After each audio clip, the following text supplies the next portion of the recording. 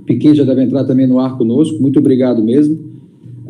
A FACISC tomou 3 atitudes muito claras e muito de impacto depois que começou essa Covid. Uma foi abrir um grupo de WhatsApp para os advogados, exclusivos para associações comerciais, que têm dores muito semelhantes. Uma segunda grupo, de maneira geral, que tem 400 participantes para manter o povo do jurídico, pequenos empresários, informado das mudanças de legislação. E criamos uma live que está se adaptando, foi diária, agora a cada 3 dias, e estamos encontrando o nosso caminho para manter o povo da FACISC informado. A gente estamos falando aí de 148 associações comerciais, 35 mil empresas e mais ou menos 2 milhões de pessoas na nossa base, que realmente é o aquário da federação, da FACISC, o sistema da FACISC. Então, muito obrigado mesmo a vocês. Nossas lives têm se resumido em 3 blocos, né?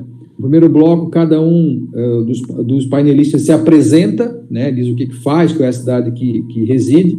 No segundo momento, o painelista dá a sua impressão do atual estado, da situação que está sentindo no mundo, né, dentro da sua área, cada um deles. Num terceiro bloco, algumas pessoas fazem perguntas pelos chats ou até pessoalmente nos vêm aqui na live e fazem as perguntas. Já um agradecimento muito especial ao doutor professor Carlos Rebolo, está lá em Portugal. Lá em Portugal agora já são 17h30 da tarde. E na sequência o professor Alexandre Piquet também, que está em Miami. Lá em Miami são 12h30, deve estar acabando de almoçar e logo já vai seguir aqui na live. Já também lá são 12h30. Então a gente está com os fusos aí do mundo inteiro. Vou começar aí a apresentação então pelo Pedro. Pedro, te apresenta, por favor, fica à vontade, Pedro. Boa tarde a todos, é um prazer enorme, quero agradecer em nome do Murilo aí a FACISC, a oportunidade de estar falando com vocês nessa live. Para quem não me conhece, eu sou o Pedro Pirajá, sou assessor jurídico do Sebrae de Santa Catarina, também hoje presidindo a Comissão de Inovação da Ordem dos Advogados do Brasil. Eu costumo dizer, Murilo, que eu estou em 3 comitês de crise, então eu estou pedindo música no Fantástico, já sobre o assunto Covid, porque a gente tem vivido essa realidade aí dentro dos comitês de crise, né? E já inicialmente eu gostaria de colocar a importância do papel da advocacia nesse período de crise, né? A gente tem percebido aí que algumas ações que nós advogados, em especial você, Murilo, que é a quem eu me inspiro muito, tem proposto para os nossos clientes do trabalho preventivo da advocacia, né, da gente poder diariamente estar se comunicando com o cliente para que ele possa ter conhecimento. Nesse período de coronavírus, a gente percebe que existe essa realidade, porque o número de legislações que ocorrem nesse país são gigantes, né? A cada dia nós temos um decreto novo, a cada dia nós temos uma medida provisória que altera uma regra, decisões judiciais das mais diversas, e aí o papel da advocacia de interpretar isso e passar a comunicação direta para o seu cliente. Isso é que eu tenho feito dentro do Sebrae de Santa Catarina. Eu mudei o foco, hoje eu atuo, claro, como assessor jurídico interno, mas nesse período que eu estou em home office, eu tenho trabalhado bastante o Fale com o Especialista, o atendimento direto ao micro e pequeno empresário, que é a mola propulsora desse país de economia, geração de emprego e renda, isso nós não precisamos nem dizer. Então, assim, só gostaria de colocar alguns canais do Sebrae aqui para a FACISC, Sebrae/SC-coronavírus, e o nosso 0800, que eu estou lá coordenando a parte jurídica no atendimento, 0800 570 0800, sempre que puderem e quiserem ter alguma informação a respeito da questão ligada a coronavírus, com relação ao Sebrae, nós vamos estar sempre à disposição. Bom, eu só queria aproveitar, não podia deixar passar a oportunidade. Eu vi o Pedro quando ele gatinhava ainda, né? Então, eu trabalhei muitos anos com a avó do Pedro, uma mulher fantástica, realmente fora da curva para muito mais, né? E o fruto nunca cai muito longe da árvore, né? Então, com a ida do Pedro para o Sebrae, realmente, francamente, elevou, sem sombra de dúvida, elevou o degrau do Sebrae para bem mais para cima. Então, Pedro, muito obrigado, contamos com você. Doutor Ido José Steiner, fique à vontade, se apresentar, por favor. Tem que habilitar o microfone, Ido, embaixo à esquerda. Não tinha visto que tinham desativado. Boa tarde a todos. Bom, eu estou na diretoria de comércio exterior da FACISC, atuo na área por mais de 3 décadas e estou aqui também à disposição para compartilhar um pouco a experiência e a vivência que a gente está tendo em função desse dessa pandemia aí, em relação a toda a logística, o comércio exterior aí, que estamos enfrentando nesse período também. Muito obrigado, Ido. Milvo Zancanaro, por favor. Boa tarde, eu sou de Itá, mas participo também na ASIC de Chapecó e Concórdia, do Núcleo de Comércio Exterior dessas duas cidades. Minha empresa é uma fábrica de gelatina, colágeno hidrolisado, em Itá, mais 4 estados no país, agora no Paraguai e também Estados Unidos. A minha contribuição hoje ela é mais como empresário, com a noção da exportação e da dificuldade na vida do produto de origem animal. Apesar de que também temos a Itabelri, o Empório do Mirtilo, com o Mirtilo. Ok. Doutor Paulo Matos, por favor, fique à vontade. Boa tarde, Murilo. Primeiro é um prazer e um privilégio ter a sua companhia neste modelo recém-inaugurado em função desta pandemia. Participo aqui como advogado, mas não só como advogado, como empresário, dirigente empresarial também já há algum tempo, presidente de conselho de empresa. Participei já ativamente das nossas instituições, principalmente a Associação Empresarial, onde fui presidente em 2 oportunidades aqui de Jaraguá do Sul. Atualmente participo com o privilégio do convite do presidente Johnny, da diretoria da FACISC como diretor de estratégico, e lá a gente permeia esses diferentes segmentos da indústria, do comércio, dos serviços de Santa Catarina, e a minha participação aqui é para oferecer este contributo transversal, se assim eu posso falar, passar um pouco a mensagem também de quem passa por um problema e sofre do problema na carne como empresário, e também com o compromisso de também prestar assessoria para muitos dos clientes que desejam e oferecer um pouquinho de conforto e esperança. Este drama pelo qual estamos passando é transitório. Então, estamos aqui para somar os esforços. Eu queria agradecer mesmo, Paulo, sim, muito sinceramente, a tua participação. O Paulo tem uma experiência sine qua non, assim, uma coisa importantíssima para qualquer grande empresário. Paulo hoje preside o conselho da Duas Rodas, uma das maiores empresas da América Latina, é advogado, tem um escritório grande lá em Jaraguá do Sul, que é uma cidade ícone de Santa Catarina, do norte do estado, né? Realmente é uma experiência que, para nós, da FACISC, e agora para essa live, realmente fantástica. Muito obrigado. Sei que o tempo do Paulo também é curto, então muito obrigado mesmo, Paulo. Vou passar agora a palavra para uma alta apresentação do Dr. Carlos Rebolo, que está lá no Alentejo. Obrigado, doutor Murilo. Boa tarde a todos. Antes de mais nada, eu gostaria de agradecer à FACISC, ao doutor Murilo, pela oportunidade de participar dessa live. Ao mesmo tempo que dou os parabéns a vocês por essa iniciativa, porque eu acho que, especialmente em momentos de crise, é muito importante essa troca de ideias, de opiniões. Então, meus parabéns pela iniciativa. Eu sou advogado já há quase 20 anos. Há 6 anos moro cá em Portugal, em Lisboa, onde eu tenho o meu escritório, a TZR Advogados. Nós trabalhamos sensivelmente com a área empresarial, então nós temos vivido aqui no escritório, na prática também, as angústias dos nossos clientes em relação a tudo isso que tem se passado, ao mesmo tempo que temos também ajudado a perceber quais são as saídas e as perspectivas para o nosso futuro próximo. E a minha ideia nessa live é poder contribuir com um bocadinho do cenário aqui em Portugal, em alguns países da Europa, para que possamos pensar também sobre perspectivas diferentes e quem sabe, temos aí algumas ideias que possam ser aproveitadas também no âmbito aí do Estado de Santa Catarina e do Brasil. Obrigado mais uma vez pelo convite. Professor Carlos, muito obrigado mesmo. E convidar agora e já agradecer amazonicamente, né, o doutor Alexandre Piquet. O Alexandre Piquet, eu tenho acompanhado a sua trajetória aí, um pouco lá de trás, agora vem um pouco mais para frente para falar com ele pessoalmente.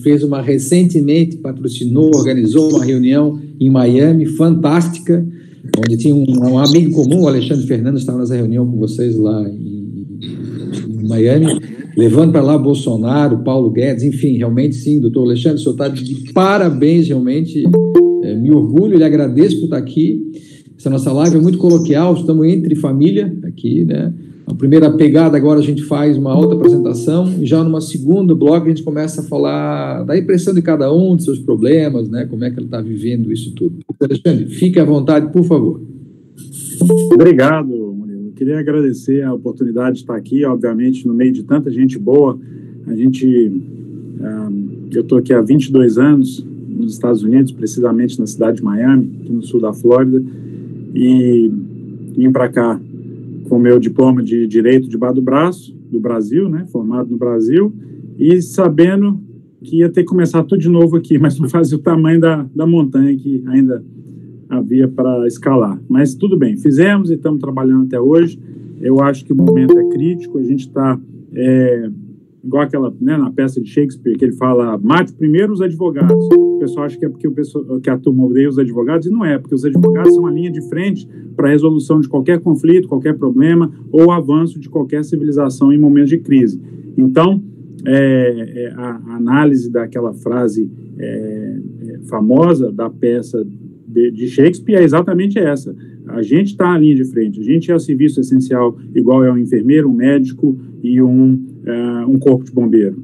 E a gente está aqui para prestar informações ao público, no meio de vocês, tantos feras aí do direito. Obviamente, eu me sinto lisonjeado, honrado e procurando ensinar um pouco e aprender muito, mas o objetivo e o mérito dessas iniciativas está em trazer informação para o público de fonte fidedigna, principalmente, porque tem muito, virou moda, né, o tal do fake news, e a gente vê o que causa o desespero e o prejuízo que isso causa, que é muito maior, às vezes, do que o próprio prejuízo do vírus, ou até o prejuízo econômico, que é o prejuízo pessoal nas pessoas de receberem informações errôneas e saírem divulgando e desesperar por conta daquilo. Então, parabéns pela iniciativa, eu acho que esse é o caminho correto para a gente tentar sair dessa juntos. Doutor Alexandre, muito obrigado mesmo, sincero meu agradecimento, é importante. Nós, na realidade, a gente não inventou nada, estamos imitando os médicos, né? Os médicos estão se comunicando mundialmente, rapidamente, por isso que vão logo achar uma solução, amenidade, já criaram algumas amenidades, uma solução rápida, porque estão se comunicando, né? Sem segundas intenções. A primeira intenção, salvar vidas, né? Estão na primeira cadeira desse cinema que está assistindo esse filme de horror, né? Só que nós estamos na segunda cadeira, uma atrás deles. Eles estão cuidando de CPFs e nós vamos cuidar de CNPJs, né? Que sem esses não acontece. Pedro, tuas impressões sobre o problema. Pedro, o que o Sebrae está fazendo? Me fala um pouquinho o que tu está vendo disso aí, Pedro Pirajá. Bom, Murilo, inicialmente, com as falas do doutor Alexandre Piquet e do doutor Carlos Rebolo, assim, fica muito claro, né, que três palavrinhas importantes tanto para a advocacia quanto para o público das empresas em geral, né? Não é um momento, né, isso eu tenho falado por diversas vezes na live, de nós pleitearmos direito, seja no aspecto do empresário, seja no aspecto do trabalhador, seja na relação de consumo, seja na questão ligada a governo. Não é o momento de nós ficarmos pleiteando o direito, até porque, como a gente colocou aqui na introdução, a legislação muda a cada dia. E há até, de certa maneira, uma insegurança jurídica nesse sentido do que, efetivamente, a gente tem de direito nesse momento. Então, eu aproveito a fala do doutor Alexandre no sentido de dizer que solução e mediação talvez seja uma grande palavra desse momento. Buscar a aproximação das partes para demonstrar que existe uma situação de emergência de ambos os lados, né? É isso que a gente tem proposto no Sebrae hoje, ao invés de estimular, de alguma forma, a busca do judiciário ou alguma coisa nesse sentido. E aí mais duas palavrinhas importantes aqui, acho que é a colaboração, que também engloba um pouco a questão da mediação, a empatia com o próximo nesse momento, tentar buscar aí a aproximação por empatia e demonstrar que todos estão nesse barco, não é só uma situação ligada ao estado de Santa Catarina, não é só ligada ao Brasil, mas é mundial, e tentar adotar as regras de inovação para essa possibilidade. Então, hoje o Sebrae está atuando nessa linha de frente para tentar, obviamente, fazer com que as pequenas empresas desse estado aqui de Santa Catarina sobrevivam, né, e encontrar ferramentas jurídicas nesse sentido para que a gente possa buscar uma solução. O que eu tenho colocado sempre, Murilo, e isso é importante, é a última palavra que eu vou colocar aqui, é a multidisciplinariedade para a tomada de decisão, né?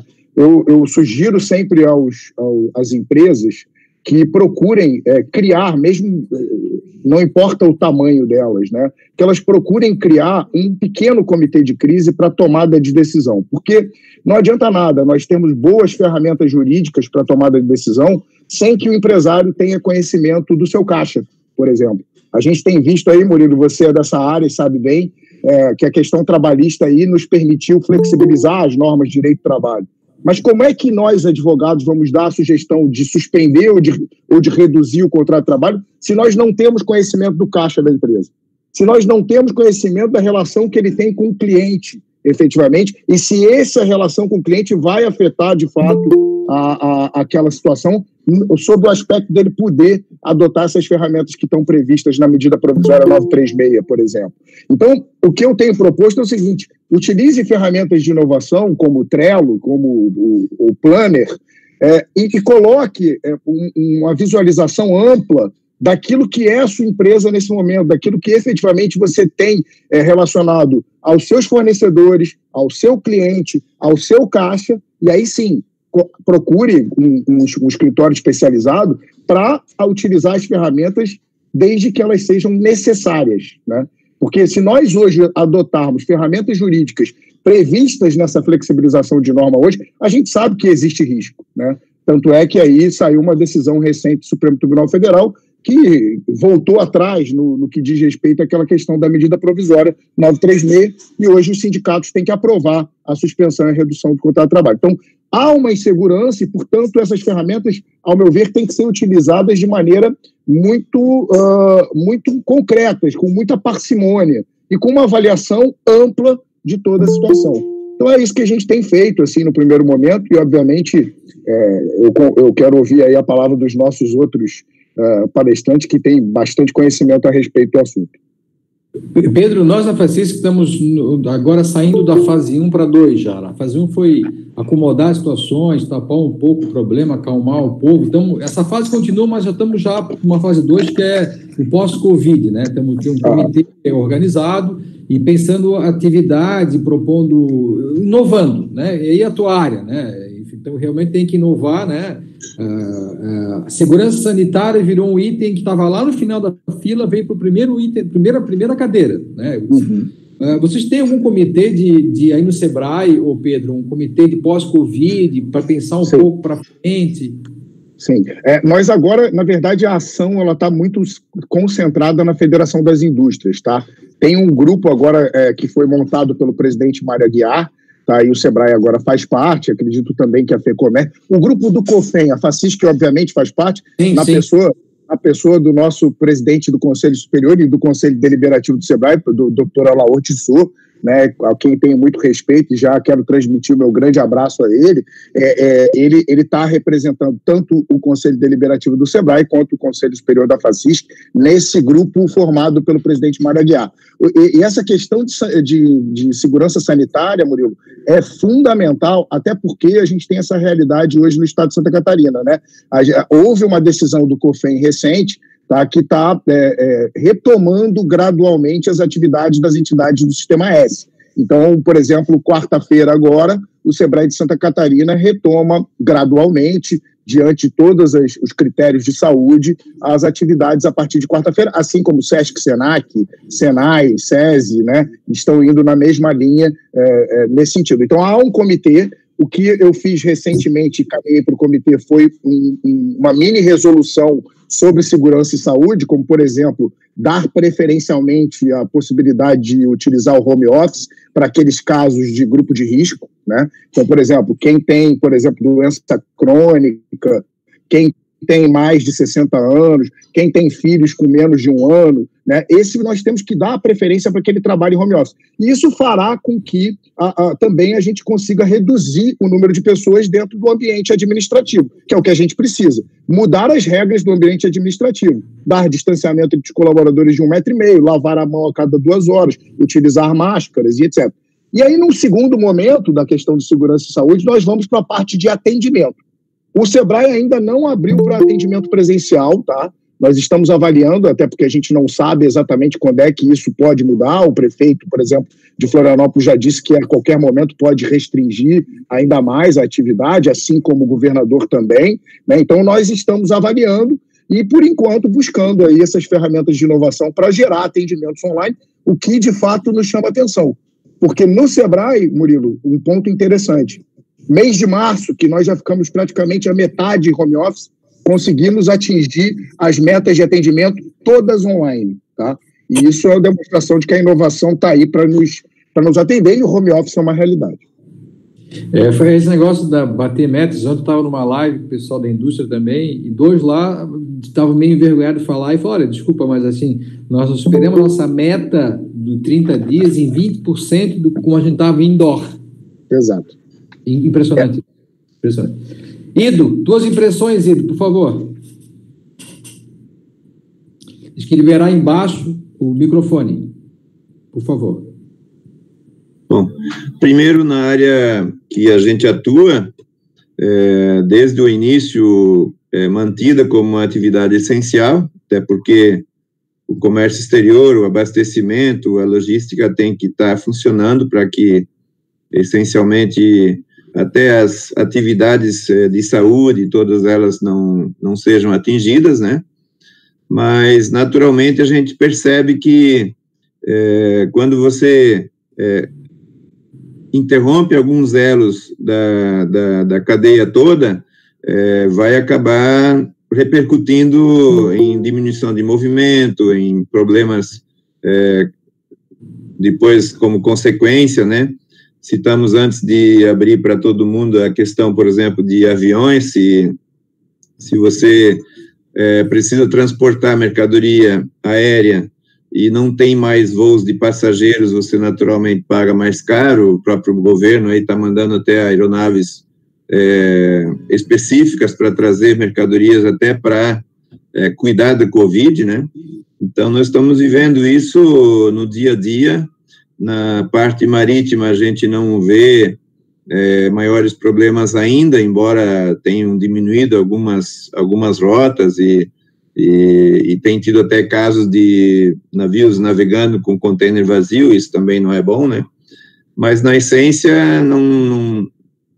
digamos, não foi interrompido. O que foi interrompido são voos de passageiros, é o que nós estamos reaprendendo. Em vez de fazer uma visita pessoal, você fazer o trabalho online, tudo isso, né?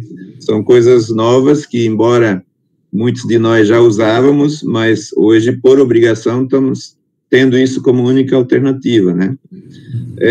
Em relação ao problema em si, eu sinto muito falta na questão da mídia brasileira como um todo, não especificamente uma só, né? De outros países, que modelos eles estão adotando. A gente ouve notícia de Portugal, a gente está vendo agora Estados Unidos, que são nossos colegas aí da live, né? Mas outros países que não estão adotando esse modelo de isolamento total, como é que eles estão se saindo? Porque nós não estou aqui defendendo nem a voz do presidente, nem a atitude de governadores, mas eu sinto falta de a gente ter outros paralelos, não o caso acho que é Bielorrússia, né, que o presidente mandou lá tomar vodka e não sei o quê, e continua tendo futebol, não nesse sentido, mas que a gente pudesse ter informações de países que têm adotado outros modelos. Nós estamos aqui na América do Sul, tivemos o caso caótico aí do Equador, Estamos vendo aí a situação e a postura da Argentina. No nosso caso, tem gente morrendo, infelizmente, mas nós estamos, ao mesmo tempo, ouvindo todos os médicos de que, em algum momento, vamos ser pegos. E aí eu fico fazendo a pergunta que é a essência de tudo. Na hora que nós formos pegos, os hospitais vão estar equipados? E se eles não estiverem ocupados, os governos estão fazendo a parte deles? Que o dinheiro, lógico, é uma consequência, a atividade parada, ninguém está queimando nenhum real, quer dizer, esse dinheiro vai estar em algum lugar, em algum momento, na hora que retomar as atividades, mas eu fico triste porque, essencialmente, a mídia tem divulgado apenas os poucos países que têm problemas enormes, né?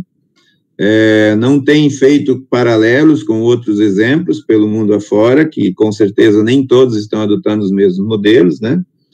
E estão batendo pouco na questão de quantas pessoas podem cair no hospital, ter que ir para uma UTI e sem ter perigo de não ter atendimento. Então, é isso que é uma interrogação enorme que eu faço, porque, na essência, só quando nós tivermos uma resposta razoável em relação ao atendimento hospitalar, é que nós vamos ter condições de relaxar.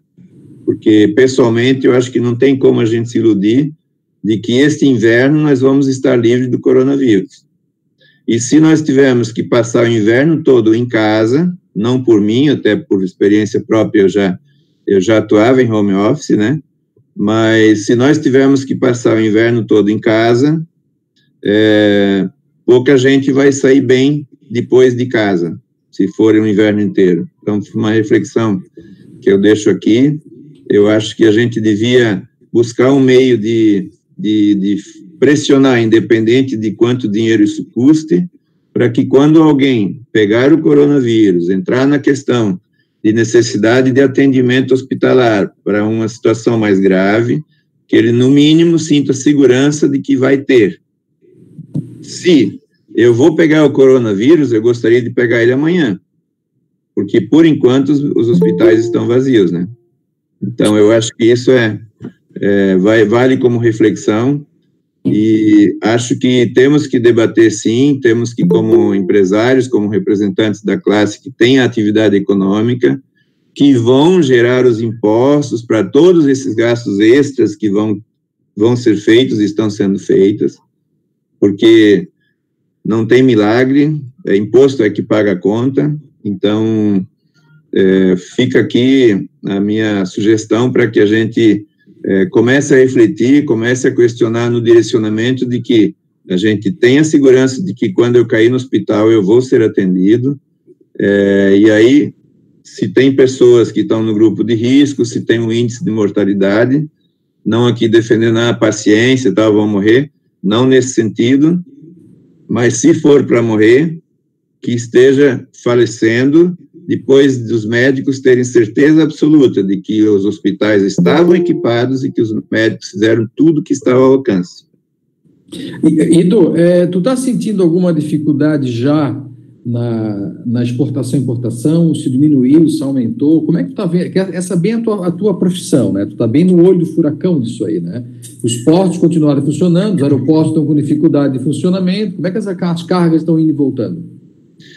No marítimo, aparentemente está normal, os valores não mudaram, tem até rotas que tem falta de carga, tem armador já até baixando frete, né? Falei, container vazio, obviamente, é uma viagem com pouco rendimento.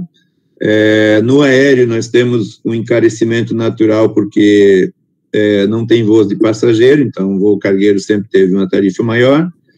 E no rodoviário, pelo que eu tenho pesquisado, para a Argentina, para o Paraguai e para o Chile, tem funcionado praticamente normalmente. Não tenho notícia da Bolívia, que parece estar mais fechado, mas me parece que a área de logística também não está tendo muitos problemas, tá? Mas, em um paralelo com o Milvo, que vai falar depois, o Milvo tem uma indústria que tem exportação rotineira, embarques diários, semanais e tal. A minha atividade é mais de apoiar o pequeno e médio exportador, aquele que não tem embarques rotineiros, diários ou semanais. Esse movimento, literalmente, eu vou dizer que caiu, mas praticamente zerou. Porque aquele importador que fazia uma compra por quinzena, por mês, ou ele não está comprando por causa da moeda, ou ele não está arriscando por causa da logística, ou ele não está comprando porque não sabe se vai ter mercado para abastecer e necessidade para produzir. Então, vários fatores estão levando essa área a diminuir drasticamente os seus negócios, né? E a exportação, naturalmente, também, né? Então, uma compra nova, um cliente novo, um embarque novo está sendo bem menor do que vinha acontecendo naturalmente. Ok. Milvo, me fala um pouco, Milvo, fala um pouquinho da tua situação. Eu inicio falando que eu acho que o governo tem que tomar consciência com os nossos custos. Houve diminuição, sim, nessas vendas que o Ido falou, de vendas rotineiras, alguns cancelamentos de pedidos, alguns pedidos para que se postergue a cobrança, enfim, está tendo sim reflexo. Tá? E quando eu falo do custo, eu queria colocar que o custo Brasil, ele é um custo que nos penaliza muito. E nós temos a questão tributária, que mesmo para a exportação, você paga uma série de tributos, e esses tributos, o governo federal assumiu um compromisso de ressarcir as empresas através do Reintegra. E aí ele não cumpre com um valor de 3%. Leva para, tipo, 0,03% até o 3%, mas 90% dos produtos fica na taxa mínima de retorno de devolução. Nós também temos a questão da Lei Candir, que é o ressarcimento do ICMS do federal para o Estado, que também sabemos que repassa menos, e do Estado para a empresa. Dessa forma, também nós temos um prejuízo aí, não só do Estado, mas também um prejuízo da empresa. A questão da logística, que o Ido falou, nós temos hoje à tarde para sair, colocamos no sistema ontem, a nossa empresa, 3 containers, um para a Bolívia, para o Peru e para a Argentina, e creio que esteja aí, então, a Bolívia também, que vai conseguir sair esses 3 hoje. As centrais certificadoras, que foram a novidade que o governo federal fez a partir de 2020, aonde a gente centralizou para emitir o CSI, o Certificado Sanitário Internacional. O nosso é emitido em Itajaí, do Marítimo, bem tranquilo, e em Chapecó, os rodoviários também saem por Chapecó. Creio que isso teve um afastamento de muitos fiscais que estavam no grupo de risco por causa da idade. Nós tivemos aí uma diminuição do pessoal, temos um pessoal trabalhando bastante, tipo a Inspeção Federal de Chapecó, ele faz esse trabalho na madrugada. Então, tem um esforço conjunto para suprir, porque muito embora tenhamos tido uma diminuição nas cargas, não é substancial. Eu só queria colocar aqui que houve, sim, a omissão de 2 navios, um da União Europeia e um dos Estados Unidos. Por que me preocupa essas 2 omissões? Se eles omitiram a vinda para cá, para o Brasil, tipo, nós tínhamos 8 containers para ter ido numa viagem, ficou para a próxima. Mas calcule o que uma BRF, uma JBS tinha, que eu sei de certeza que tinha muitos para esses 2 navios. Então, eu colocaria o seguinte: será que não é para fazer ou mesmo da logística aérea, que aumentar o frete em função do coronavírus. Então, seria, para concluir, que o governo federal ressarça o Estado a empresa, dos tributos a mais recolhidos, e que nós tenhamos cuidado aí para que não tenha aumento no frete, porque senão a gente vai ser penalizado de 3 formas. Ok, muito obrigado, Murilo, muito obrigado. Doutor Paulo Matos, fique à vontade, por favor. O Murilo cortou a sua fala, mas de qualquer maneira, se eu entendi, você gostaria que a gente passasse as impressões. Bem, nós estamos aí como que atravessando um rio sem ponte, e temos que construir esta ponte para fazer essa travessia. Não é uma travessia fácil, não é uma travessia simples, é uma travessia com possibilidades de tempestade. Não sabemos ao certo o tamanho dessa tempestade, mas o fato é que precisamos chegar nesta margem com segurança.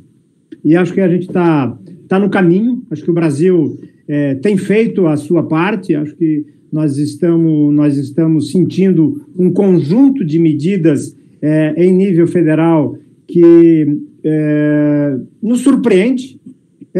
O que precisa é fazer com que essas medidas cheguem no destinatário.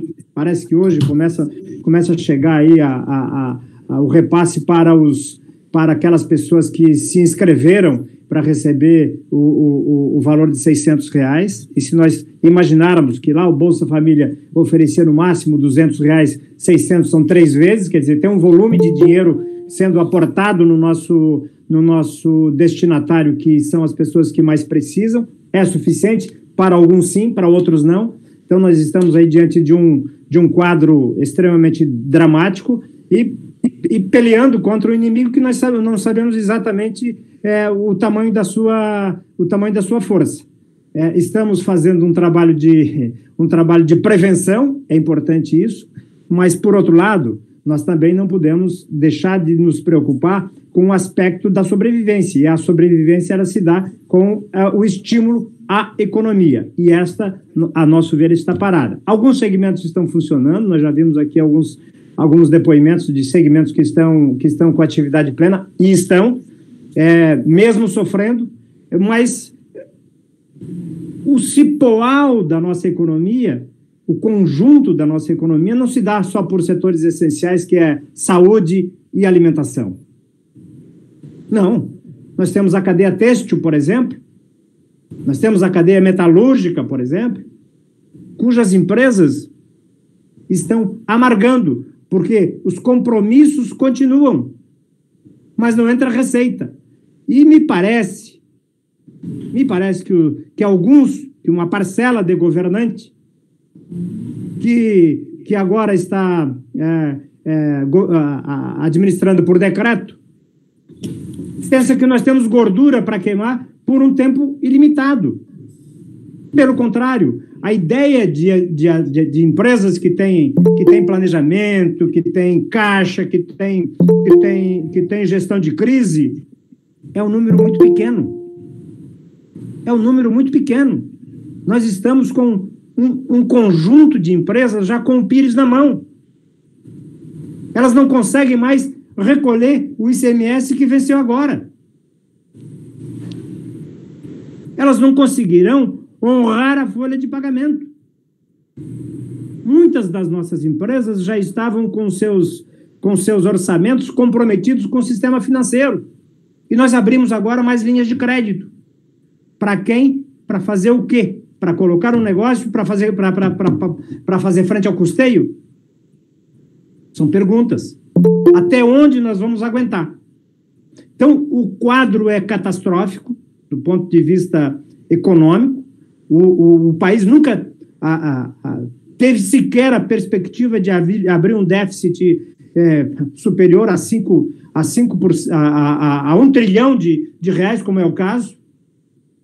É muito dinheiro saindo dos cofres públicos sem a necessária reserva. Nós vamos amargar um período longo para recuperar, e tudo o que acontece, nós estamos colocando o débito na coronavírus. Para todas as causas mortes que acontecem fruto de coronavírus, não é decorrente de uma moléstia pré-existente. Não, a causa-morte é coronavírus. E aí nos passa essa falsa impressão estatística.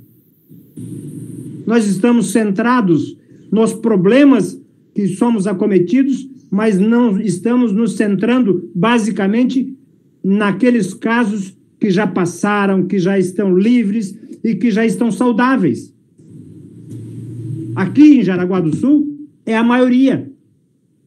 A maioria que foi acometida já passou pelo problema, já teve alta, já está em casa. Mas qual é a ênfase que nós demos? Nós damos a ênfase para aqueles casos que ainda estão lá, que é o número menor. Bom, é um conjunto de certeza, não sou cientista, concordo com você, Murilo, cuja medicina está muito preocupada, cujos cientistas estão muito preocupados, fazendo uma cruzada mundial com troca de informações, e haverá de ter uma solução. Só o que nós esperamos é que esta solução não se demore, porque o preço que nós haveremos de pagar será penoso. Paulo, tu podes falar tu és o presidente do Conselho de Administração da Duas Rodas, né? Como é que a Duas Rodas está tratando, vocês estão uma empresa de ponta, né, na América Latina, né, na América toda, para te falar a real, né? Como é que a Duas está encarando isso? Tem comitê de crise? Qual é a tua experiência interna, Paulo? Isso para nós vale ouro, essa informação, né? Essa tua experiência, né? É muito importante neste momento, aquelas empresas que estão organizadas, que têm governança, elas conseguem se administrar melhor. Mas nem todas as empresas detêm este aparato. Ela detém muitas cabeças para pensar. Não se pode pensar com uma cabeça só. É preciso, Pedro, trocarmos e fazermos esse processo de multiplicação de opiniões e nos colocarmos realmente à disposição. Aqui nós organizamos da seguinte maneira: o que é a área administrativa e que não é atividade fim, que é meio, estão fazendo home office. O que é grupo de risco está home office. E nós estamos com atividades normais, com mais ou menos 70% da capacidade.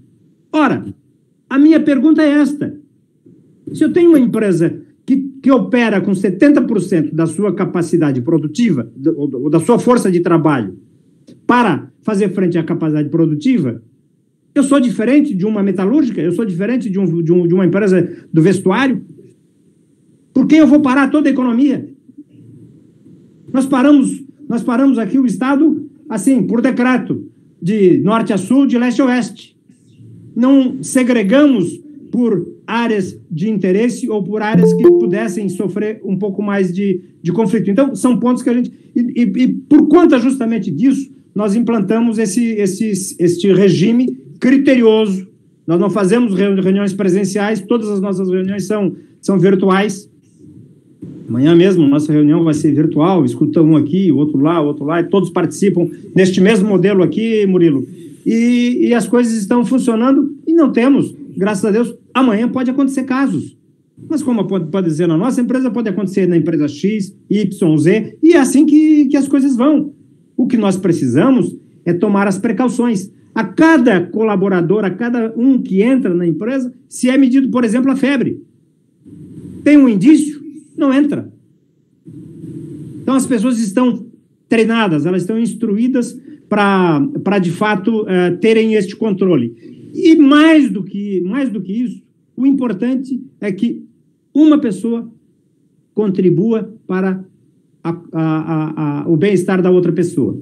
Acho que é uma demonstração de que as coisas funcionam e que é possível a gente administrar e trocar o pneu com o carro andando.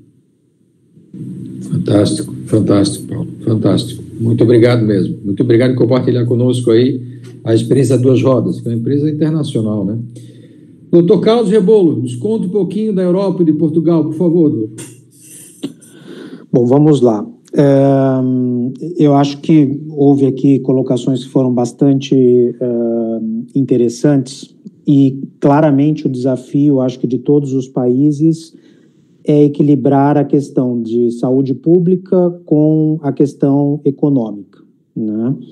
Eu acho que é uma percepção clara da maioria das pessoas e da maioria dos governantes aqui na Europa, que nós não podemos resolver um problema de saúde pública em detrimento da atividade econômica como um todo, porque isso tem consequências. Isso também custa dinheiro, isso também custa vidas, né? Então, a busca desse equilíbrio aqui na Europa é que tem sido o grande desafio.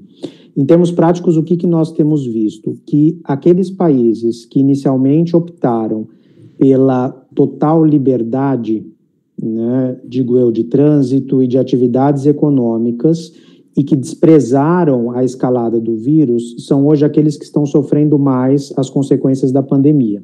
E aí eu acho que 2 exemplos claros aqui na Europa são a Itália e a Espanha, e o Reino Unido vai indo pelo mesmo caminho. Eu aproveito já nesse momento para responder também algumas das indagações do Ido, e claramente, Ido, na experiência europeia, ao menos, os sistemas de saúde não estão preparados para atender todas as pessoas se essa pandemia sai do controle, né? E isso é uma realidade na Itália, isso é uma realidade na Espanha, as pessoas estão morrendo sem atendimento, né? Os hospitais não comportam essa enxurrada de pessoas ao mesmo tempo. Em ambos os países, eles tiveram de escolher por faixa etária e por situação de doença, as pessoas que ficariam sem atendimento. Então, muitas pessoas morreram em casa, sem atendimento, porque os hospitais não comportavam atender esse volume de pessoas. O Japão, que é um país que está ali na Ásia, ele inicialmente também começou com uma tratativa de não fazer um lockdown, né, de não mandar todo mundo para casa, só que eles se aperceberam mais rapidamente do que a Espanha e a Itália que esse outro extremo também não era a saída, porque eles começaram a perder o controle daqueles locais em que você tinha os focos da doença e a doença começou a se espalhar e eles tiveram sim que instituir ali uma série de restrições. Por outro lado, quando a gente olha os países que adotaram uma posição um pouco mais conservadora e de maior precaução, como foi o caso da Áustria, da Dinamarca e de Portugal, né? Esses países eles optaram, num primeiro momento, por fazer uma paragem, um isolamento quase que total, antes da escalada da pandemia. Então, os casos nesses países, eles têm se mantido relativamente controlados, o que faz com que estes sejam os primeiros países da União Europeia a, de uma forma mais consistente, iniciar uma retomada das atividades econômicas. Essas atividades, pelo que nós temos visto aqui, elas ocorrem e vão ocorrer de maneira escalonada, então os governos não vão permitir que todos voltem às suas atividades normais e de forma indiscriminada. Mesmo as escolas, por exemplo, eles começam de forma gradual a abrir as creches, porque são onde estão as crianças menores e para onde tem de ir, para que os pais possam trabalhar, e aí vão indo sucessivamente para os demais ciclos ali de estudo.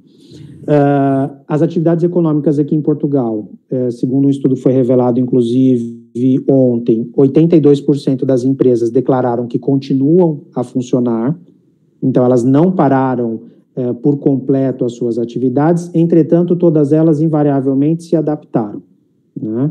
E aí, o se adaptar, eu vou muito também naquilo que colocou o Dr. Paulo, e eu acho que muito pertinente, no sentido de que nós não podemos nos enganar, nós temos que proteger os grupos de risco, né?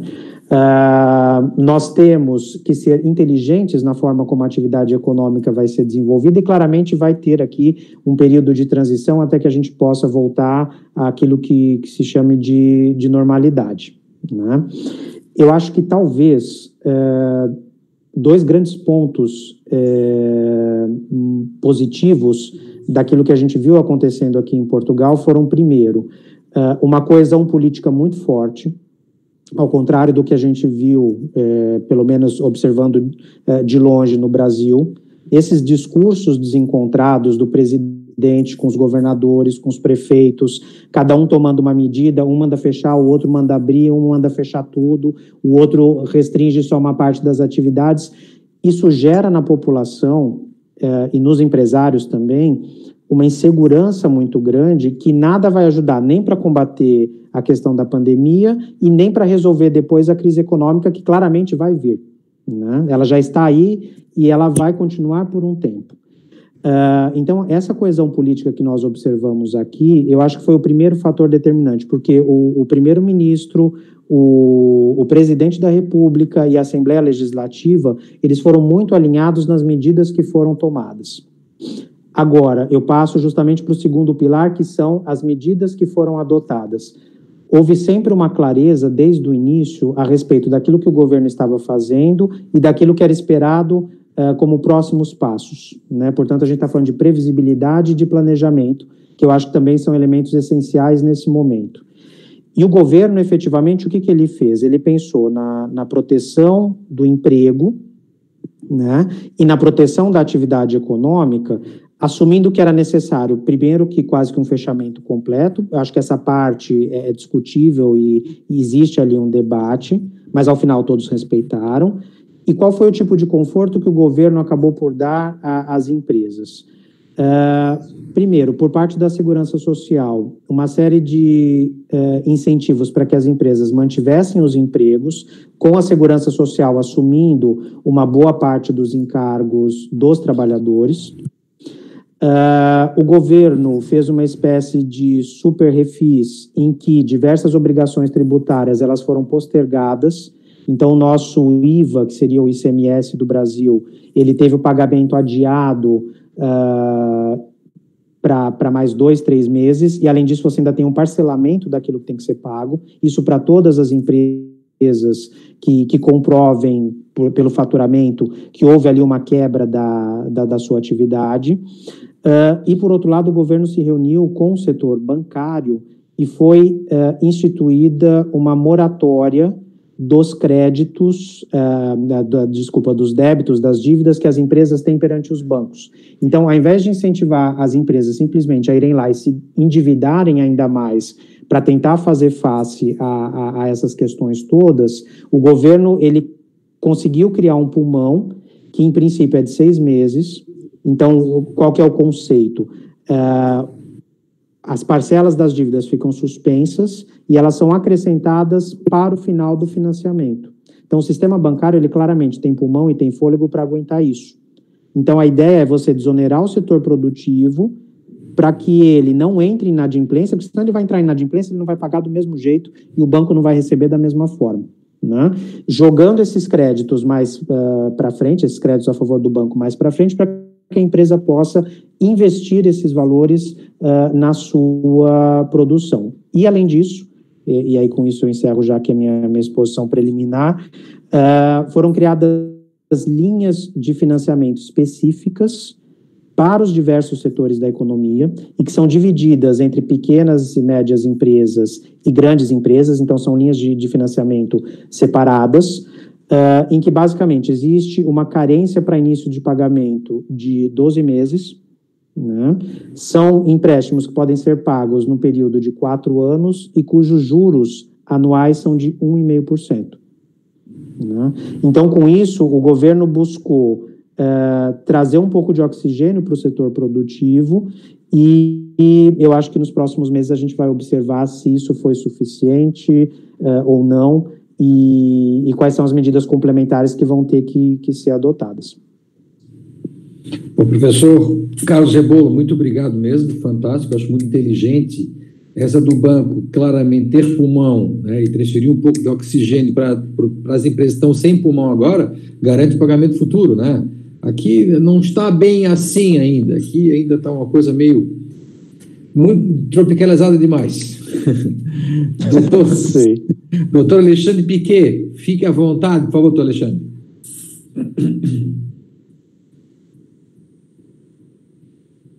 Mute, só ok. Excelentes colocações, a gente vê que realmente cada um, né, se a gente for ver macroeconomia ou mais cirúrgica, a coisa não tá muito bonita para nenhum lado. Eu fiz algumas anotações aqui só para entender assim. Primeiro, como é que o sistema americano ele dá soberania para os estados, para os condados que estão abaixo dos estados, para os municípios que estão abaixo dos condados e, obviamente, até para a associação de condomínio, que a gente chama que são as prefeituras dos prédios, né?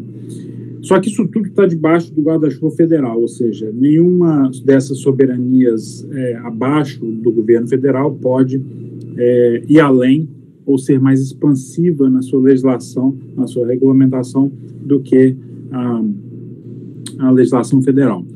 Então,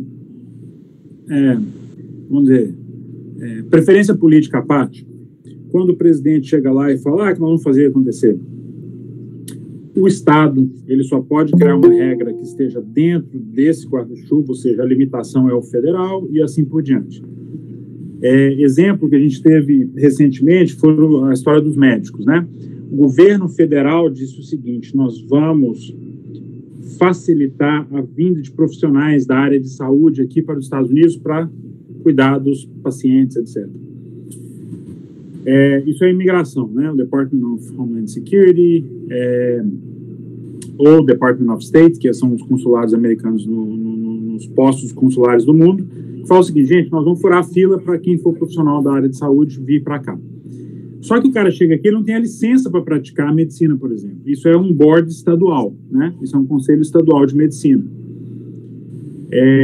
Aí o estado de Nova York, ele saiu na frente, fez lá uma regulamentação que, se você tem um diploma, se você é médico no seu país e tem pelo menos 1 ano de escola de graduação, ou seja, de uma pós-graduação, numa especialização qualquer em medicina, fora do âmbito daquela formatura, ou seja, do seu diploma de médico, em qualquer curso que seja além disso, 1 ano só, você pode atender pacientes no estado de Nova York com a supervisão, então, de um médico licenciado. Ou seja, não adianta abrir a porteira do federal, sendo que vai travar no estadual, porque os caras não podem atender os pacientes. E assim por diante.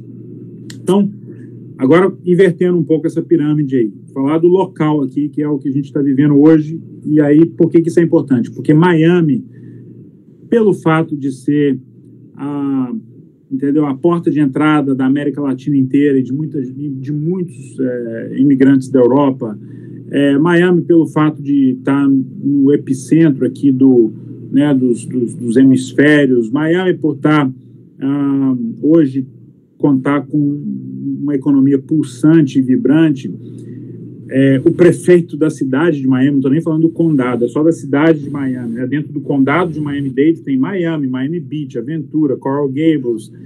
Dentro da cidade de Miami, o Francis Soares, ele contraiu o vírus, ele estava aqui com a gente nos eventos, recebendo o presidente do Brasil e a comitiva, etc., e ele contraiu, foi um dos primeiros a contrair. Nós todos tivemos que nos testar, nós fomos um dos primeiros a serem testados por teste do CDC, porque a gente teve contato, era pessoa de person of interest, né?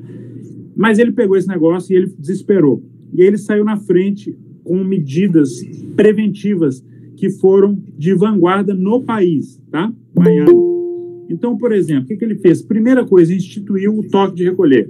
De 10 da noite às 5 da manhã, ninguém fora de casa, a menos que seja entrar e sair do trabalho, de serviços essenciais, emergências médicas, ele tem algumas exceções que são óbvias, mas toque de recolher à noite, porque Miami é uma cidade muito noturna, tem muita festa, o Spring Break estava começando, evitar aglomeração de gente. Máximo de 10 pessoas em qualquer grupo de pessoas no meio da rua, mesmo que seja fora do horário de curfew, do horário do toque de recolher. Então a polícia passa na rua, vê mais de 10 pessoas, vai tocar a sirene e falar: gente, aparta. Embarcação, fecharam todas as rampas e marinas públicas, só particular, e máximo 10 passageiros, 10 pessoas dentro do barco, incluindo tripulação e passageiros. Ele instituiu agora postos de teste rápido. Então, você passa ali no Miami Stadium, no Hard Rock Stadium, num desses estádios assim que tem vias, são postos espalhados. Então, você pode ser testado se você tiver qualquer sintoma. Antes era só serviços essenciais, ele expandiu para isso. Isso foi imitado por outras cidades do condado, foi imitado por outras cidades e outros condados do estado da Flórida. O estado da Flórida recebe, por ano, 100 milhões de turistas, tá? 60% vai para Orlando, os outros 40% está espalhado. Miami recebe 1 milhão de pessoas, em média, por mês, de turistas. O fluxo de imigrantes é grande, então é uma cidade pulsante que eles tiveram que entrar com as autoridades e com medidas mais enérgicas.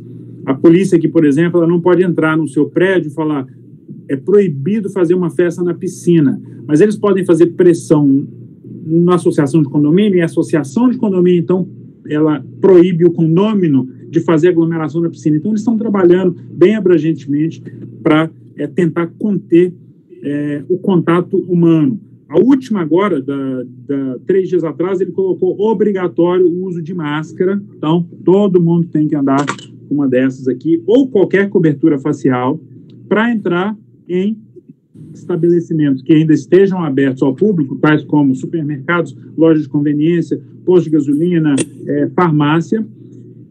O estabelecimento ele tem direito de não deixar a pessoa entrar se não estiver usando qualquer tipo de cobertura facial. E o prefeito ele instituiu como obrigatório também entrega de comida, você ter a máscara. Uber, o motorista tem que ter a máscara.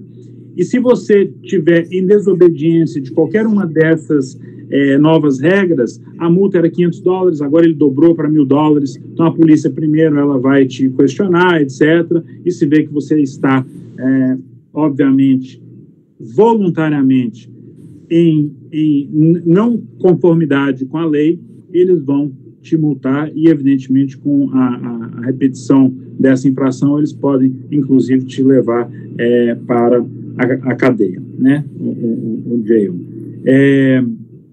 O que isso está causando aqui para a gente? Miami é uma cidade pulsante. Só que na Brick, onde está nosso escritório, tem 150 bancos internacionais, a gente tem 1.500 sedes de empresas multinacionais aqui, e a economia parou. Nunca vi um negócio desse, estou há 22 anos aqui. Os restaurantes fechados, vários amigos que são gerentes de estabelecimentos comerciais, de bancos. Então, não estou nem falando no setor têxtil, como vocês aí estão lidando com a coisa macro. Aqui no micro as pessoas estão sofrendo. O que está salvando esse pessoal? Os PPPs, os payroll loans, né, que é o que o governo federal liberou, 2 trilhões aí para tentar espalhar um pouco de fôlego aí para essa turma, para poder comprar mantimento, às vezes. Os bancos estão com programas de forbearance em deferment automático, só liga lá. Tem banco que já está com 30% da carteira de clientes que estão nesse tipo de programa. O que é? Não paga a hipoteca ou a parcela do carro por 90 dias, tá? Isso aí dá um fôlego também. E as antecipações de reembolso de imposto de renda, que o governo federal vai começar, já está processando, os pedidos são muitos, e isso vai chegar, eles falam que até dezembro pode chegar, ou seja, o prazo é muito longo, a gente não sabe até quando que isso, a questão do vírus, continua. E também tem os empréstimos de $10 mil que são perdoáveis, ou seja, você pega um empréstimo que, se você não tiver condição de pagar, o governo fala, vai para o fundo perdido. Então, essa injeção de $2 trilhões na economia ajuda.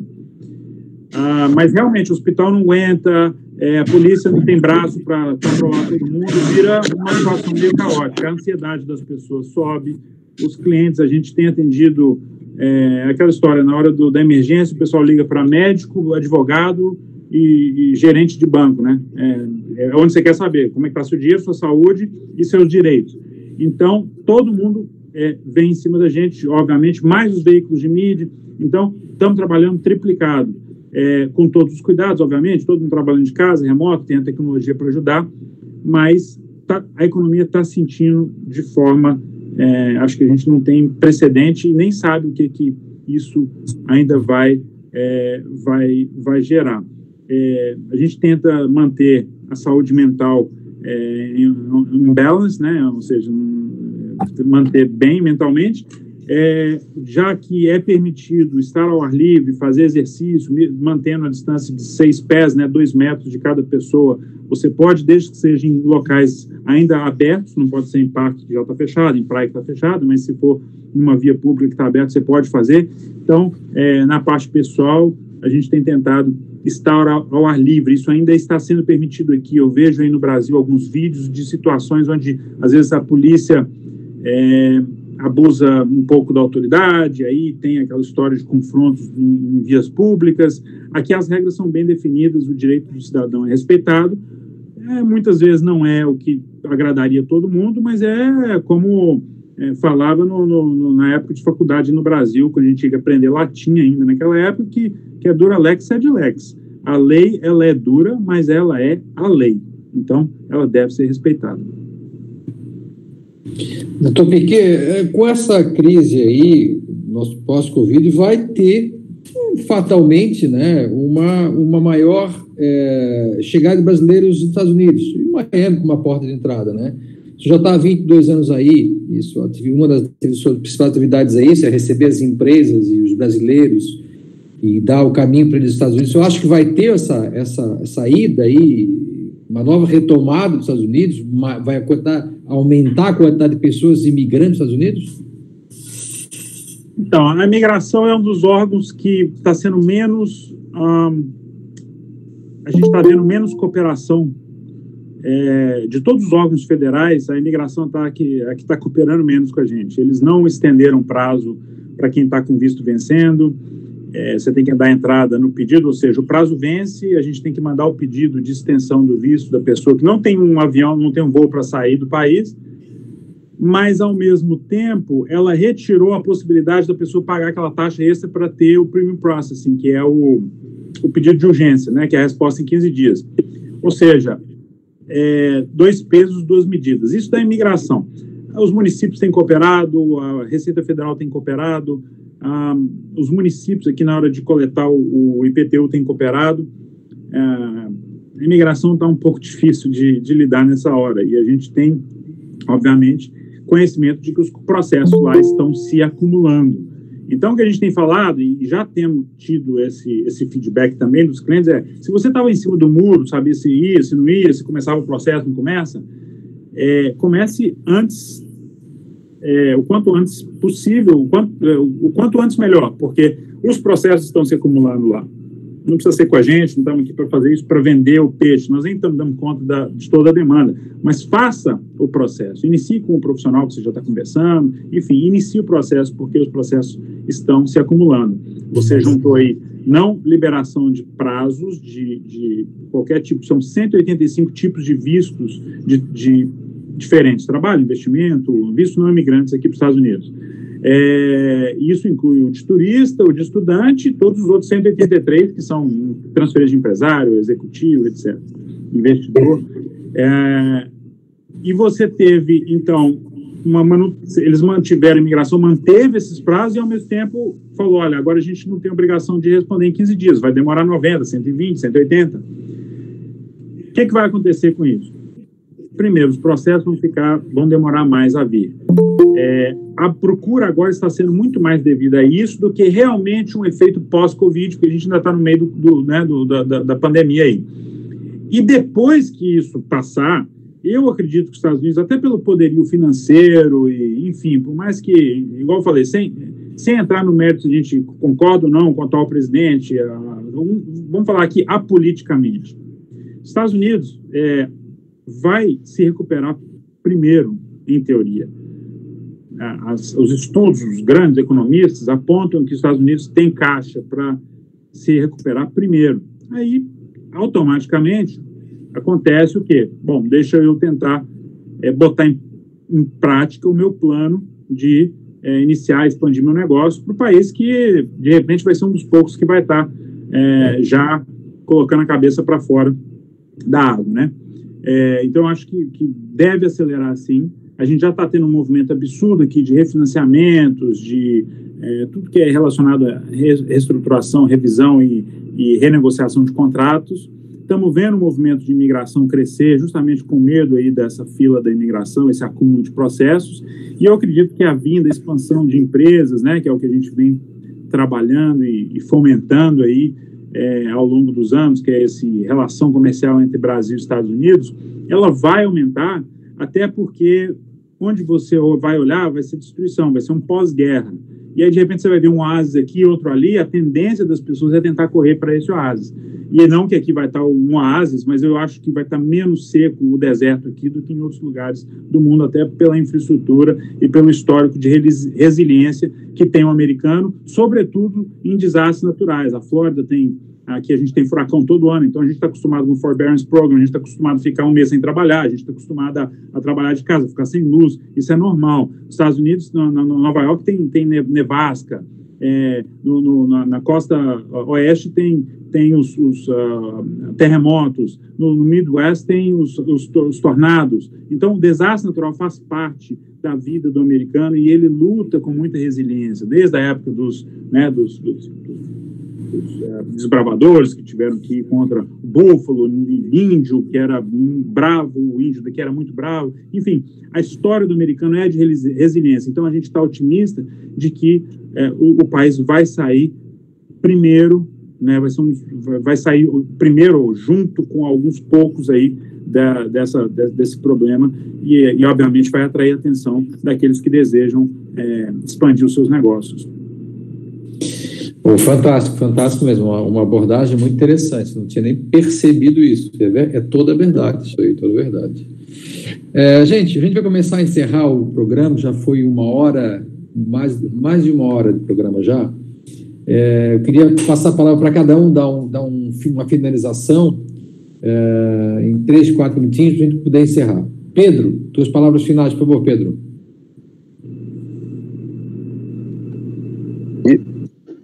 Bom, gente, primeiro eu quero agradecer esse debate tão amplo que nós tivemos aqui hoje, com grandes profissionais nos seus mais diversos setores. Isso, Murilo, só agrega ao nosso trabalho no SEBRAE.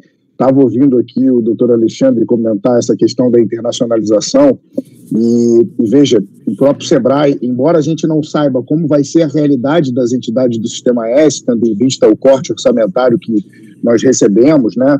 E agora a gente está revendo todo o nosso planejamento orçamentário.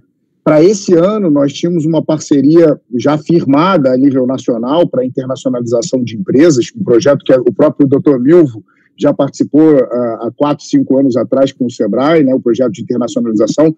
Esse, Dr. Milvo, um projeto muito maior, tá? Estamos falando aí de um projeto na ordem de 10 milhões de reais, sob a lavra do nosso Felipe Galotti, que hoje é o nosso assessor de internacionalização, e eu não tenho dúvida que a gente vai precisar fazer essas conexões daqui para frente, porque eu tenho certeza que a internacionalização, tanto com o doutor Carlos Rebolo, quanto com o doutor Alexandre Piquet, Murilo, com a própria FACISC, talvez seja uma grande ferramenta de saída dessa crise aí para as nossas pequenas e médias empresas aqui no estado de Santa Catarina, por ser um estado pujante e por ser um estado que tem esse DNA da internacionalização, né? Então, eu não tenho dúvida que essa é uma grande saída aí para nossas pequenas e médias empresas.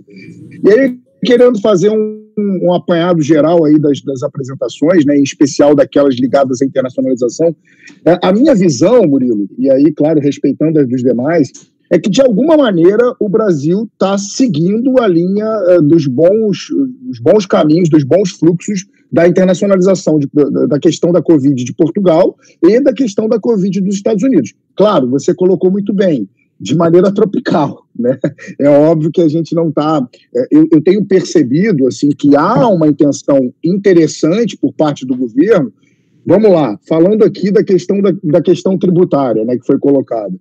Nós já temos aí diferimentos de ICMS em alguns estados, mas como aqui existe competência de tributos, né, ICMS é um tributo estadual, só pode ser diferido pelo governador, né? Nós temos diferimento da contribuição social, redução de 50% da cota patronal, da cota de terceiros, como eu coloquei, já temos aí a redução da alíquota do IPI, temos também o diferimento do Simples para pequenas e médias empresas. Com relação à FGTS, nós também já temos alguma coisa. Então, nós notamos que existe um movimento do governo no sentido de tentar encontrar uma alternativa e um fôlego, como foi colocado pelos nossos palestrantes principais. É claro que essa realidade não chega, a logística talvez seja mais difícil para o brasileiro aqui, para que a gente possa chegar ao resultado que os Estados Unidos e Portugal chegaram.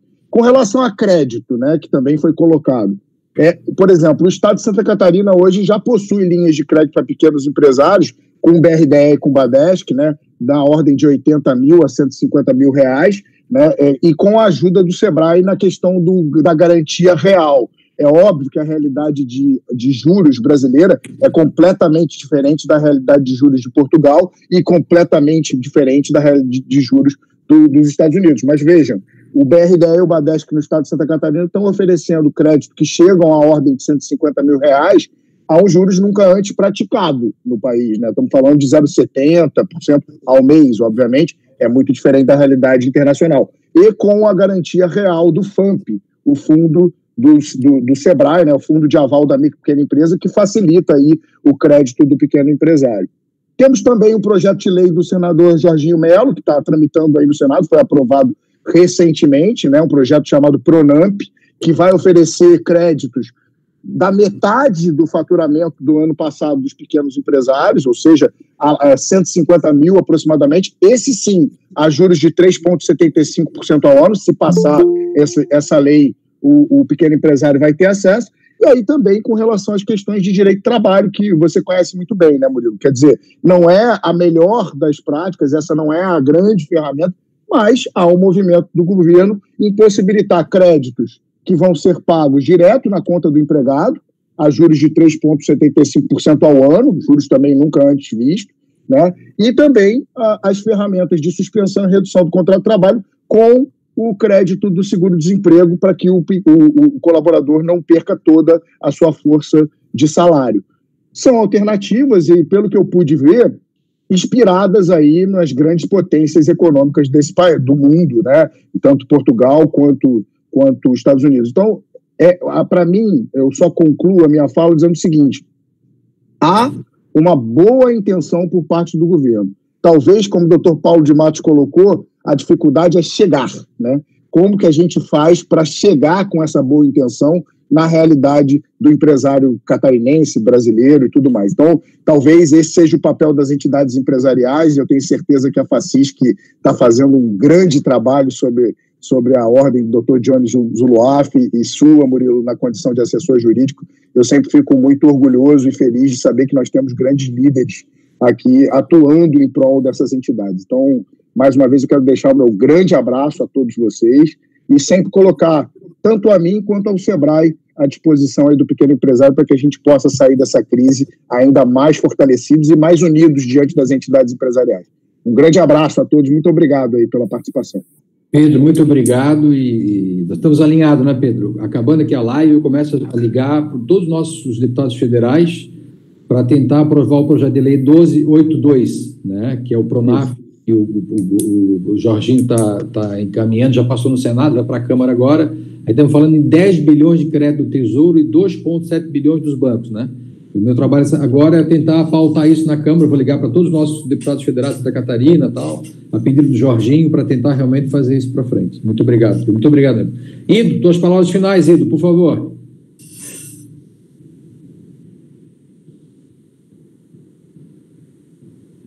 Ido. Opa, bom, bem lembrado. Como eu estava falando aqui, por natureza eu sou otimista, mas por dever de ofício tenho que ser realista. Na área internacional, a própria Organização Mundial de Comércio já está diagnosticando que vai haver um encolhimento da atividade de relações internacionais. Principalmente nesse ano, vai levar um bom tempo para se recuperar, mas a parte otimista que eu gostaria de colocar nesse contexto é que nós podemos passar a ser um player mais importante nesse novo contexto das relações bilaterais, das relações internacionais, e para o pequeno e médio empresário, a relação e a análise de custos para ser ou não mais competitivo, eu acho que nós vamos ter uma uma nova realidade que nós podemos tirar proveito, sim, né? E esse é um desafio das nossas federações, é um desafio de cada empresário que possa pensar no exterior como um novo horizonte, não apenas como mercado interno. E eu acho que aí vem a grande possibilidade de a gente mudar de patamar se nós quisermos realmente nos tornarmos um player melhor no comércio exterior. No geral, ele já vai encolher pela atividade reduzida durante todo esse tempo, e como segundo motivo, as empresas e os governos repensarem essa dependência muito centralizado na China. Nós estamos vendo agora, nessa fase toda, equipamentos de respiração que não tinha mais disponível nos países, ninguém mais estava produzindo, máscaras que têm 50% são concentrados em 3 países produtores, dos quais a China tem 25%, 30% de domínio, e essas coisas, com certeza, muitos governos, incluindo o Brasil e Estados Unidos, vão repensar na diretriz de como nós podemos voltar a ser parte de um sistema produtivo que possa abastecer a essência que o país precisa. Então, esse lado otimista, embora isso vá diminuir o comércio internacional um pouco, mas eu acho que vai ser parte de uma nova realidade que vem após o Covid-19, tá? Bom, muito obrigado, Milvo, últimas palavras, Milvo, por favor. Pois é, eu vou ser bem rápido aí. Se nós tivermos atrasos, remanejamentos, enfim, custo Brasil, o Piquet fala do poderio econômico americano, concordo. Então, é para lá que nós temos que olhar. Se o Ido acha que vai ter uma diminuição das relações internacionais do comércio exterior, eu acho que nós deveríamos fortalecer isso para que isso não aconteça. E o meu amigo aí, o Pedro Pirajá, falou muito bem. Eu acho que daí o SEBRAE tem que startar esse projeto da internacionalização, porque se é nos Estados Unidos que nós temos o poder econômico, é para lá que nós temos que direcionar o nosso produto. E se aqui nós temos problema tributário, temos que cobrar do nosso governo federal a resolução e que isso não seja mais um grande problema, o custo Brasil. Isso aí. Ok. Eu vou pular o Paulo agora, e o Paulo vai vir no final e ele vai entender por quê. Dr. Carlos Rebolo, por favor. Obrigado. Eu acho que, ao final, toda a crise ela representa uma oportunidade, né? Muitas coisas serão diferentes depois de tudo isso, pelo que nós estamos passando. Eu acho que com a cooperação, e essa live é um dos exemplos disso, né, da troca de ideias, conseguiremos sair juntos e mais rapidamente dessa crise. Eu acho que o Brasil, apesar de todos os problemas que tem como país, tem algumas vantagens muito claras nesse contexto todo, que é a diversidade da nossa economia, né? Nós temos indústria, nós temos agricultura, nós temos serviços, e eu acho que neste futuro pós-Covid vão ser elementos fundamentais, e aí eu concordo com o Ido, no sentido de que o Brasil tem tudo para se posicionar de uma forma diferente no cenário internacional. Eu gostaria de ver mais iniciativas, entretanto, de coesão e de cooperação, e quem sabe, finalmente, depois disso tudo, essa polarização política que nós temos no país, que eu acho que é tão danosa, que as pessoas elas param de pensar e de raciocinar, elas estão preocupadas em atacar umas às outras, né? Infelizmente.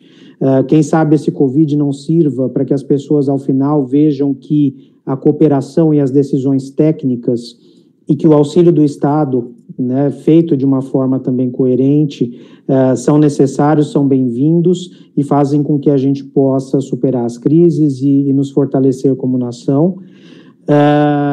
E toco, por último, na questão da internacionalização. Eu volto a aclamar aí que vocês mantenham seus olhos também para Portugal, que tem uma história de incentivo à internacionalização, não só pelos recursos próprios do país, mas da própria União Europeia, e tem sido uma plataforma de muito sucesso para muitas empresas, não só para o mercado português, mas também para o mercado europeu, né? Então, pensem em utilizar um país relativamente acessível, que é Portugal, como uma porta de entrada para a internacionalização na Europa. E obrigado mais uma vez pela oportunidade e parabéns pela iniciativa. Doutor Carlos Rebolo, muito obrigado mesmo. Doutor Alexandre Piquet, suas palavras finais, por favor, doutor Alexandre. Então, foi muito boa essa troca aí, ter um pouco de cada visão, é sempre bom. Eu acho que nessa hora ninguém é dono da razão e a gente está aqui para aprender uns com os outros. O mundo não esteve tão distante, mas também nunca esteve tão unido quanto agora. Eu queria deixar, obviamente, nosso escritório, nosso conhecimento e no que a gente pode ajudar ou contribuir ou enfim, trocar experiências aí, mesmo fora deste ambiente aí de webinar, de live, mas através de mensagens privadas, contatos via e-mail, telefônico, WhatsApp. A gente está aqui quase que 24 horas no ar para atender todo mundo e tentar juntos sair deste problema aí. Se Deus quiser isso passando, aí sim a gente vai estar mais à disposição ainda para continuar fomentando os negócios entre Brasil e Estados Unidos de forma sempre democrática e com olho na troca comercial entre os dois países. Obrigado. Então, Alexandre Piquet, muito obrigado mesmo. Espero um dia encontrar tanto o Carlos Rebolo como o Alexandre Piquet em Florianópolis. Estão convidados. Aqui a gente costuma oferecer um camarão aqui em toda a Conceição. Os dois estão convidados. Com todo prazer. Obrigado. Tenho saudade já de Florianópolis. Obrigado. Obrigado a vocês. Doutor Paulo Matos, vou pedir para o senhor encerrar a nossa live de hoje em nome da FACISC. A palavra está com o senhor para o encerramento, doutor Paulo.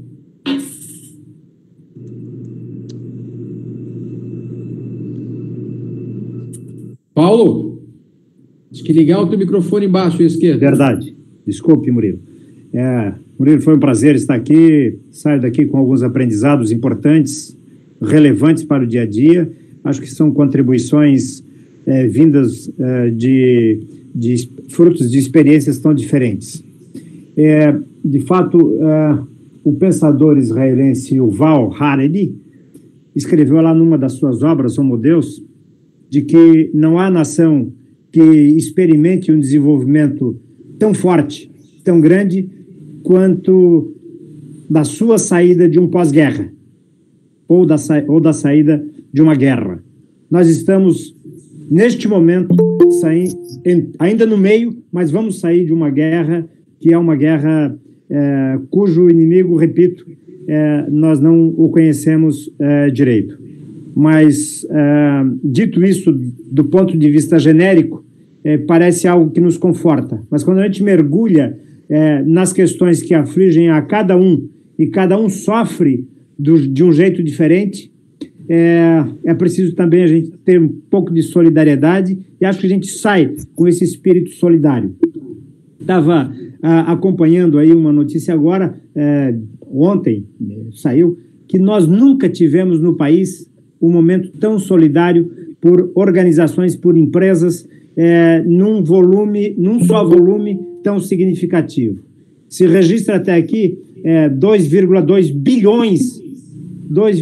bilhões da iniciativa privada. Só uma empresa fez uma doação de R$1 bilhão para fazer frente a essa pandemia. Ora, o que significa isso? Significa que nós fomos tocados. Nós estamos sendo tocados pela solidariedade, e ela é real.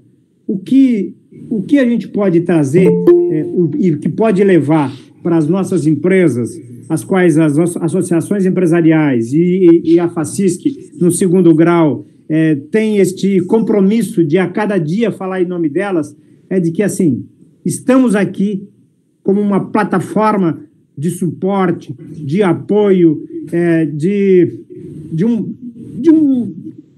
uma assessoria, de um conforto, para dizer assim, estendemos as nossas mãos para que cada um sinta a mão firme para esta passagem. Eu tenho convicção de que, a despeito daquilo que cada um sofre, nós sairemos muito mais fortes depois de vencida esta grande batalha. E assim, com este compromisso, com o compromisso da nossa federação, da FACISC, em nome do Johnny, você, Murilo, que tanto nos traz contribuições, e esta é uma das relevantes contribuições, a possibilidade de discutirmos com cabeças tão iluminadas um momento como este. E é assim que nós vamos fazer. A fruto da solidariedade, nós vamos nos reinventar. E, a partir deste processo, uma vez vencidos, sairemos seguramente mais fortes e seremos muito mais competitivos neste mundo que é também do fazer o bem. Paulo, muito obrigado. Pedro Pirajá, Ido José Steiner, Mildo Rampanaro, Paulo Rebolo, Carlos Rebolo e Alexandre Piquet. Muito obrigado a todos mesmo. Voltaremos a nos encontrar pessoalmente. Muito obrigado, gente. Vou encerrar a live agora. Muito obrigado. Obrigado. Prazer. Um abraço, obrigado. Um abraço. Prazer estar com todos. Obrigado. Obrigado. Abraço, boa tarde.